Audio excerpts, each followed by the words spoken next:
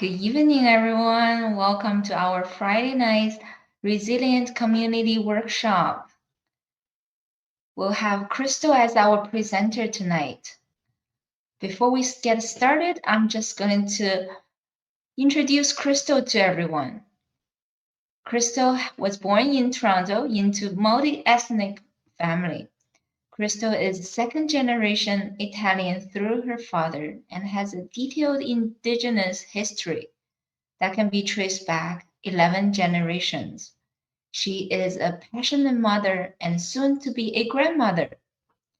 She spent most of her career in the financial industry, which gave her a vast amount of corporate administration skills. After 17 years in the financial industry and overcoming a few personal life traumas, Christel decided to go back to school to obtain her diploma in addiction recovery and support for youth and families. She has lent her time and energy to many organizations within her community, and she was highlighted in the 2012 Canada Sings TV show, where she brought awareness regarding clean water issues affecting the Indigenous communities. Here's Christel, everyone. Thank you, Angela, and good evening, everyone. And again, thank you for joining us. My name is Christel, and in tonight's free Mind Body Skills Workshop, we're going to talk about self-worth and self-esteem. What are they? Some of you might be thinking that, well, are they the same? Or maybe some of you have done what I did, and I went in and I looked up definitions to see if what the difference was. And if you did that, you probably got the same outcome I did. And it comes up with similar or the same definitions. I went into one site and they even referenced each other. So when I looked up what is self-esteem, it came up, look up self-worth. When I looked up self-worth, it said, look up self-esteem. So it really wasn't helpful. And the answer truly is actually, no, they are different. Can anyone maybe shed some light and tell me why they think that it might be different? Can I get a volunteer? I have one. I have an idea. So I think they're different. I mean, they're similar in some ways, but I think they're different in that self-esteem is kind of like the confidence that you have in yourself as a person. Are you competent in different things? And then self-worth is almost like the value that you place on yourself. What you see yourself as a person, as in what you think you can bring to the table. Like, what can you bring to your community? What can you bring to your loved ones, to your family? So yeah, that's my idea anyway. Absolutely. That's a great answer, Jessica. And you're spot on. Is, we're going to find out in depth a little bit here now. Self-esteem is exactly what you said. It's the level of confidence that you have in the abilities to complete that task and the satisfaction of knowing that you actually completed them. So in other words, like, self-esteem is based on those external factors, how others really perceive us. And this will either build our self-esteem or it can diminish it, depending on the response. Self-worth is a little bit trickier. So self-worth, it also uses external factors, but it's a deeper knowing of your own value, and that you deserve love, and that that you're necessary to this life, that that you're of incomprehensible worth. Self-worth is based on your own internal perceptions. It's how we see ourselves. And everyone has their own perceptions and thoughts around these two values. And I'm curious to know, I'd like to open up the floor to everyone to share your thoughts. like before I provided those explanations, and Jessica, thank you so much for explaining them as well. Did you guys have a different perception of what self-worth and self-esteem were? Did you guys actually maybe think that they were the same thing? I'd love to know what you were thinking. So I think self-worth is, to me, I feel like it's more of at a spiritual level. Like what is your value? So self-esteem more of like at the uh, a little bit the physical level. Sometimes I get my self-esteem connected to the securities. Like if you're insecure about something, it's more of like an insecure about your physical look, or insecure about something that's tangible. Right, absolutely. And I love the fact that you said it, that it was like a spiritual, that it felt more spiritual to you, because it can, right?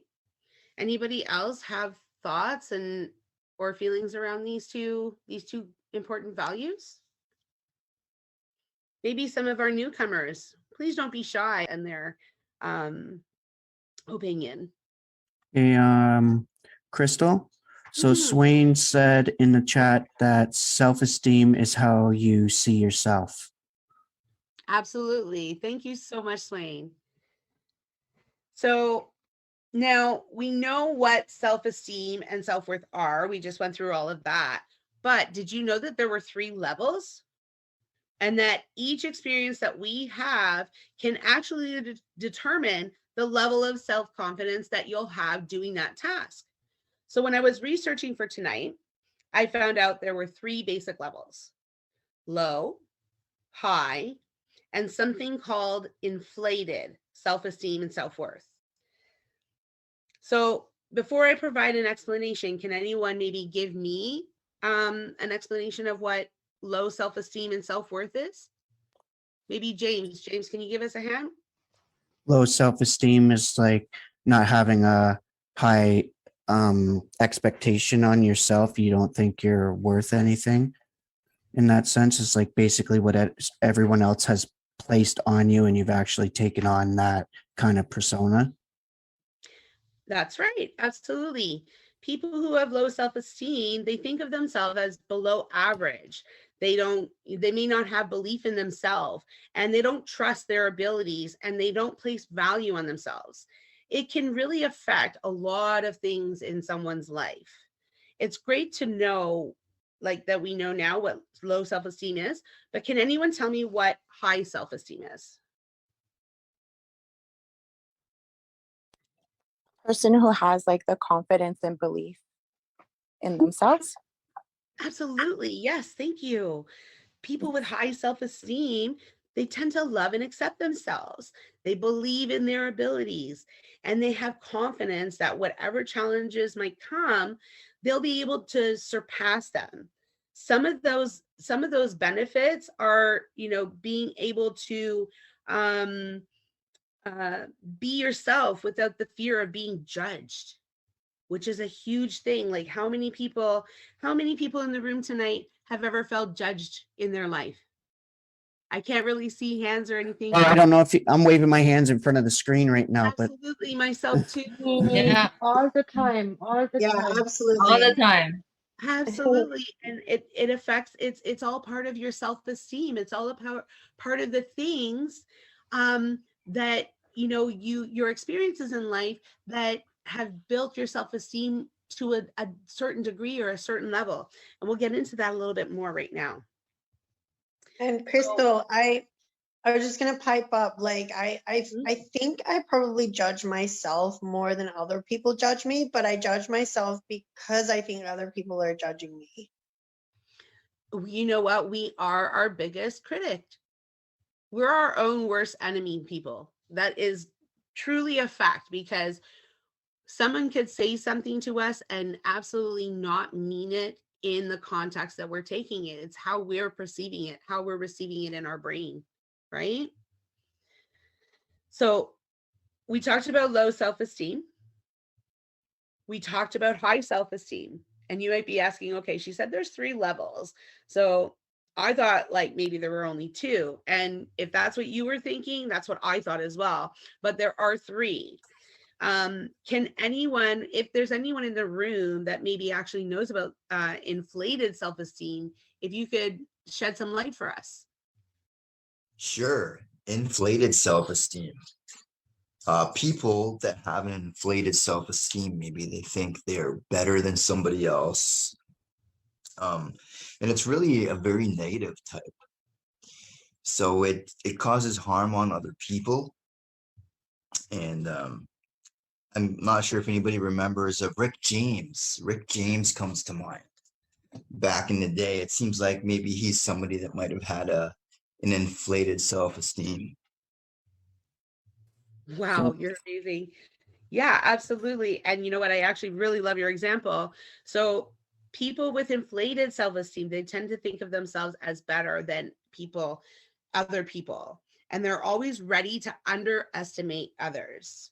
This is actually a really negative type of self-esteem. Can someone tell me why they think it might be a negative type?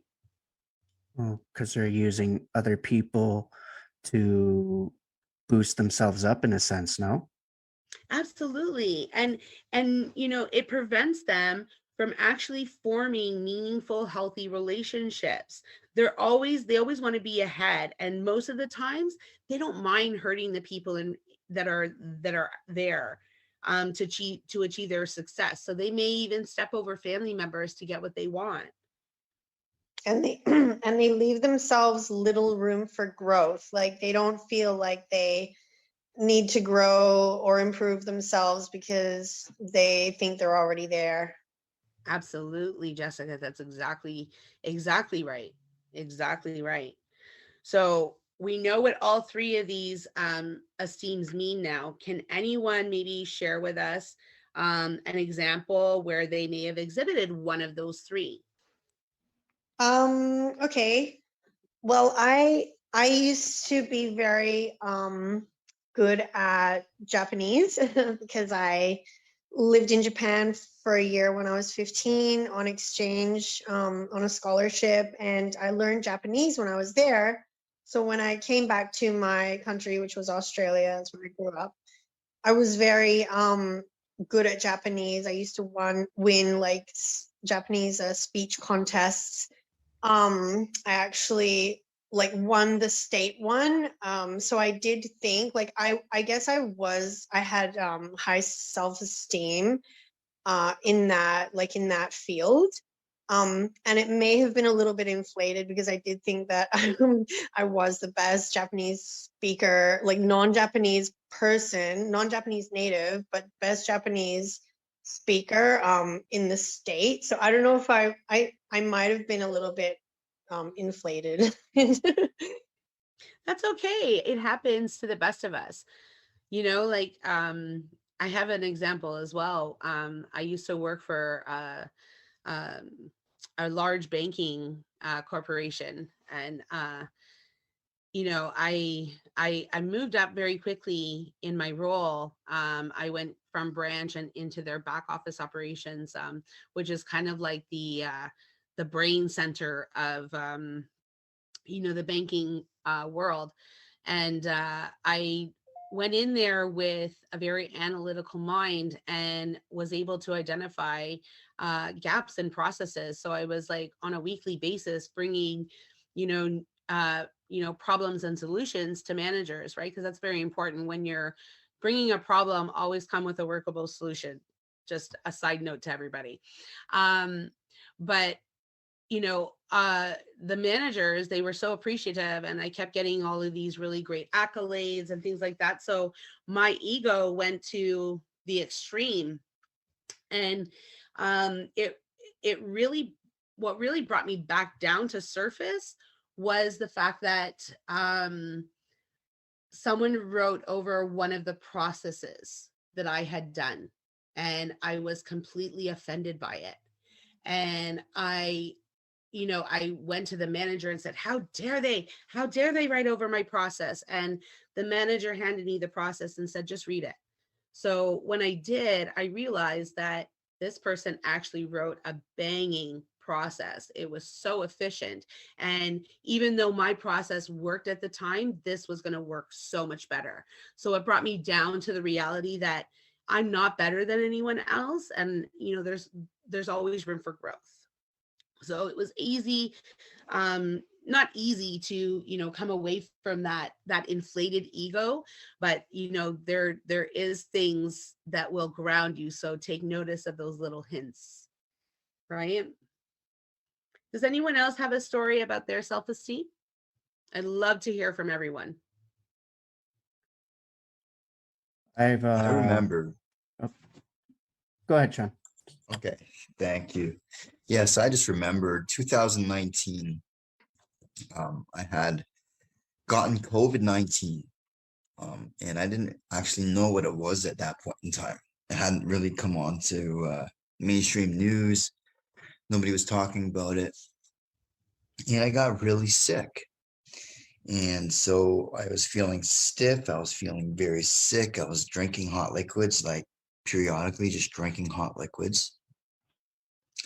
And throughout the 3 weeks, maybe 4 weeks, I actually lost about 25 pounds. So I was very proud of myself. I was working out, I was training, I'm prepping my meals for the week. I'm keeping a journal of my grip widths, my hand positions, my sets, very detailed. And I was very proud of where I was. And all of a sudden I came back from COVID and I had lost about 25 pounds. So I found that I had a lower self-worth, maybe a little bit of self-esteem. But I mean, my self-esteem is usually pretty high because I built myself on routine for that to stay strong.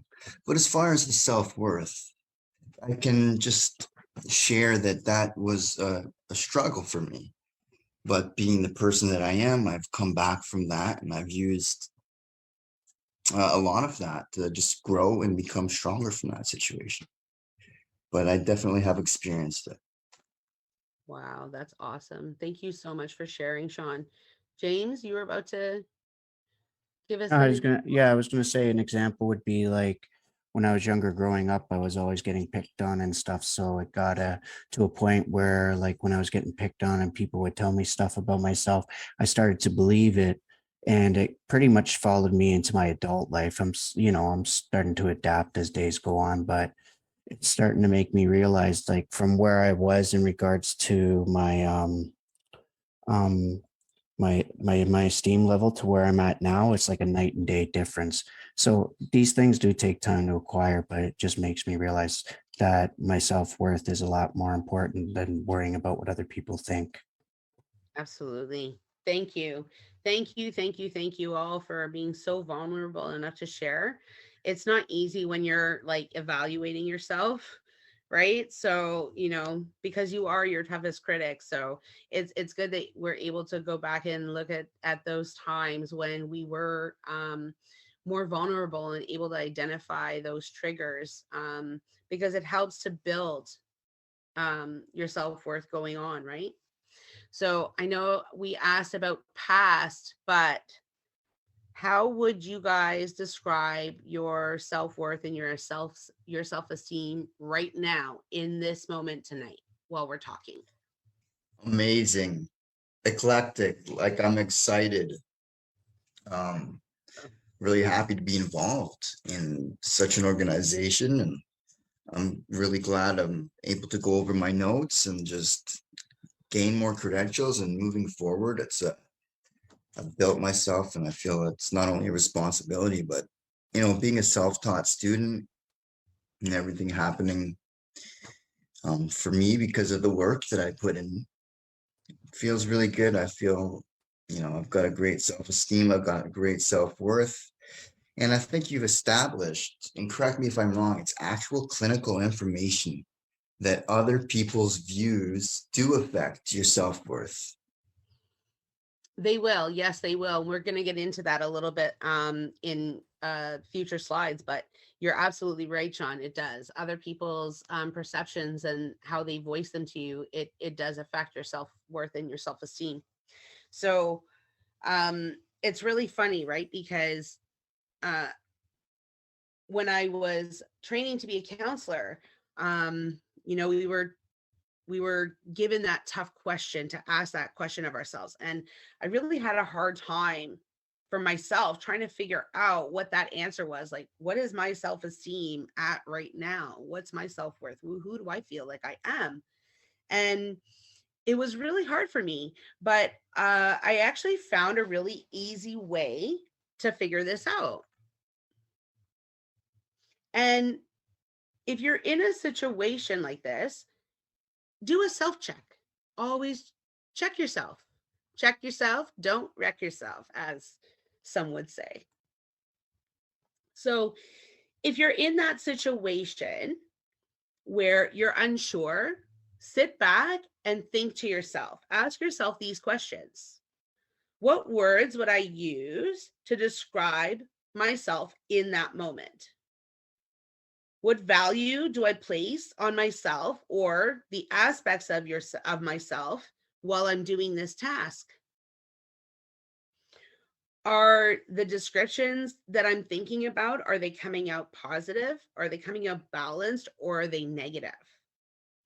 And where are these messages around my worth? Where are they coming from? Who's in my head?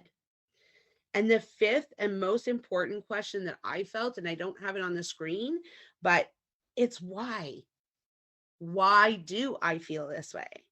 So I found when I asked myself these questions, I was able to come to an answer almost instantly. So for example, when I was asked to facilitate this workshop for you all tonight, I was provided with a topic and I instructed to build a workshop.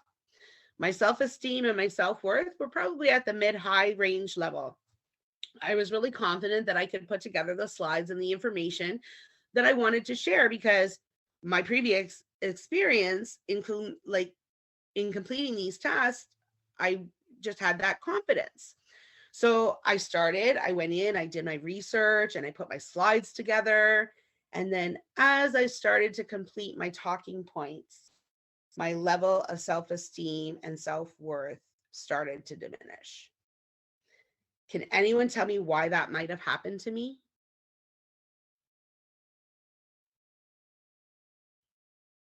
Anyone? You weren't feeling confident in your work? I wasn't feeling confident in my work. Uncertainty.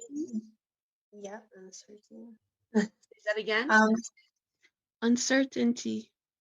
Uncertainty. Absolutely. Uncertainty. If you were in my situation, how do you think that maybe, you might have felt like doing a presentation, putting together a presentation? Scared, a little bit scared, nervous. Nervous, yes. Absolutely. Absolutely. So for me, the truth of the matter was, because I wasn't completely sure how to really structure the workshop.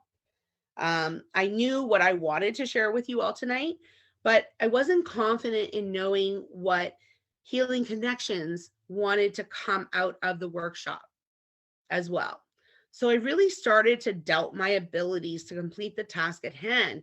And well, let's just say that if I was using my first draft, we'd probably still be sitting on slide 2. However, once I asked myself those tough questions, I was able to reach out and get more information regarding that structure. And I was able to restart my thought process and get back on track. And I'm sitting here with you guys all tonight. Now, if I hadn't given myself that self-check, if I hadn't given myself that moment, things really could have gone disastrously wrong tonight. Just for fun, let's find out. What kinds of things do you guys think could have happened if I hadn't stopped and reevaluated this situation? What outcomes could we have been faced with tonight? And really be open, be silly and fun. We want to have fun with this question, guys. How about a long, boring slideshow that we've all seen Absolutely. Absolutely, that could have happened. Going off on tangents, rambling on maybe. For sure, rambling on, losing my train of thought, not knowing, what to say. Frustration might kick in. Definitely, I could definitely see that in myself, frustration. I think maybe your message and intentions may have gotten lost. Absolutely. And then maybe that would have contributed to a lower self-esteem at the end of the presentation, because maybe you wouldn't have felt like you accomplished what you wanted to. Absolutely. Thank you so much, Janie. You hit that spot on. So, I mean, there are so many different things. One of the things that I thought about while I asked that question was, would I have shown up? Would I have actually shown up to do the presentation, or would I have just canceled the presentation, like canceled the workshop altogether with Angela? And that would have been really unfortunate, because we wouldn't be sitting here talking tonight and having the experience of meeting each other for the first time, having new individuals in here. So I'm really glad that I was able to pull myself back and reevaluate and be here sitting with you guys tonight. So some people touched on the fact that, preconditioned thoughts have a factor. And we're gonna discuss that a little bit right now. So there is a theory about self-worth and self-esteem. It's called the self-worth motivation theory. And the theory suggests that the highest human priority is the search for self-acceptance, and that one's worth often comes to depend on the ability to achieve competitively. It's a little bit winded, I know. But for fun, we're going to put this into a real example. We are going to learn how to ride a bike.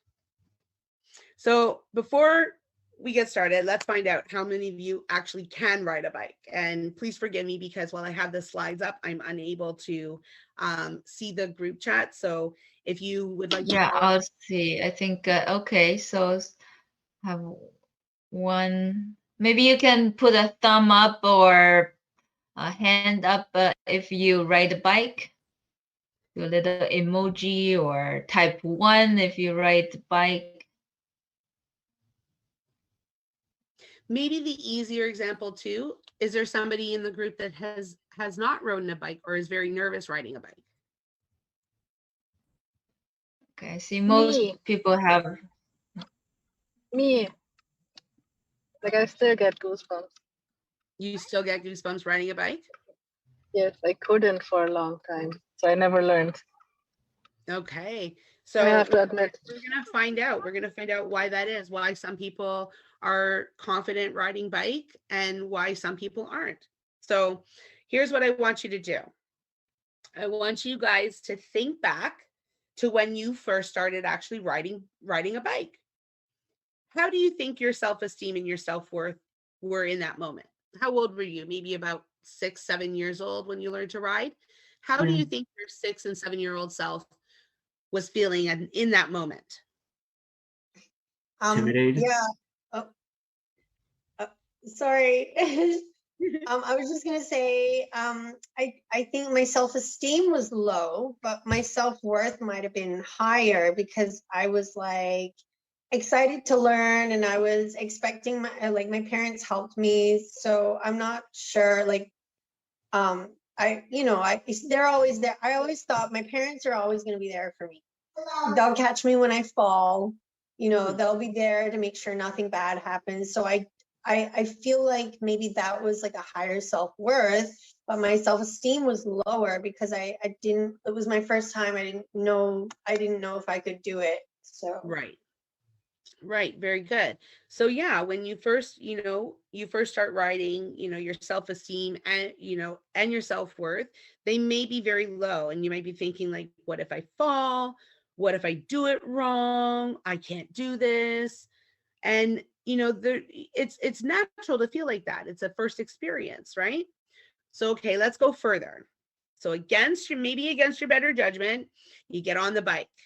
Your mom and dad is holding the back of the seat. You remember when you were riding, mom and dad holding the back of the seat, and then you start pedaling, and you think like, how do you think you felt maybe in that moment while you were on the bike and mom and dad are holding that seat?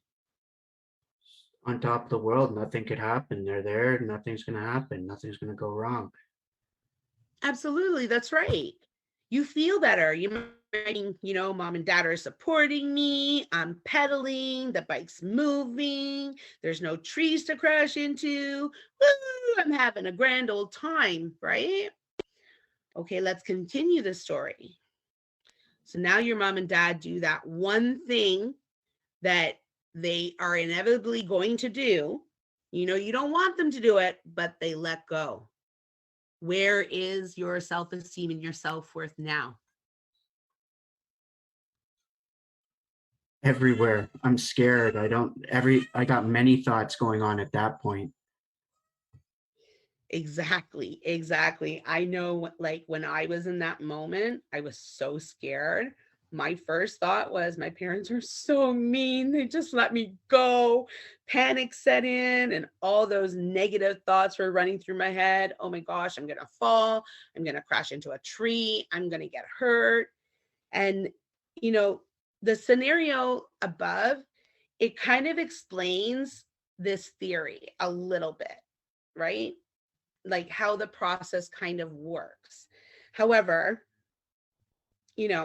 while the theory is really sound, it doesn't apply to everyone. As you heard in some of these examples tonight, some people had a good experience, some people didn't, right? So why do you think that it might not apply to everyone? The situation can be the same, but then the memory of the incidents or the situation it varies, depends on everyone's own background, own experience from the past. Yes, Angela, thank you. You hit that bang right on. So when I was researching, I found that there were some researchers at Michigan State University, and what they recommended, there was two main strategies to building self-worth and self-esteem. One is to provide unconditional love, respect, and positive regard. The second is to provide opportunities to experience success, or find opportunities that you can be successful in, that you do know you'll be successful in. So what does that mean? Let's go back to our bikes, okay? So let's review it in two different scenarios, okay? So we're at the point where mom and dad let go. Two things could happen. Scenario one, you could ride the bike, mom and dad yelling out shouts of encouragement along the way. You come to that complete stop magically, because really, I don't know anyone that on their first try riding a bike was able to come to a complete stop. But anyways, you jump up and down for joy, and you're celebrating with your mom and dad. Hallelujah, I did it. The next time you get on the bike, how do you think your self-esteem and your self-worth are going to be? I'm ready to ride a bike. You're ready to ride. That's right. You're going to have that feeling of accomplishment because your experience was a good one. When you go for that second ride or that third ride, you'll get on the bike without any doubts in yourself or the situation. Okay. Great scenario. People that ride their bikes now very confidently maybe had a good experience like that.